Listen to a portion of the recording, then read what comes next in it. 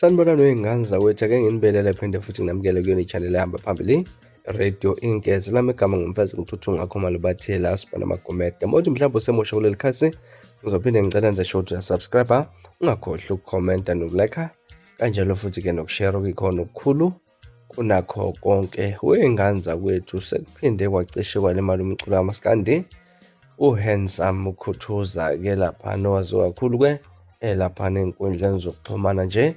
Laphana-ke nomdansi akafike nawo-ke laphana insizwa laphana-ke uKhuthuza laphana wakangobese-ke laphana-ke naye ungomunye wabantu abalenyelelwe imoto-ke laphana-ke kuvela khona iy'thombe ukuthi hlephuke kabi ubhambu-ke laphana-ke nawe ufike wabhala ekhasini lekhe-ke Facebook ukuthi-ke ngibhekene nengozi bafethu, izolo sibonga impilo, okunye nokunye sikubeka kumdali. Ngane zakwethu uzokhumbuleka ukuthi nje kusenje kunabafo abagide laphana-ke ekade basebenza nomculo kamaskandi uKhotha abadlulile-ke emhlabeni kulona lisonto esiphuma kulona.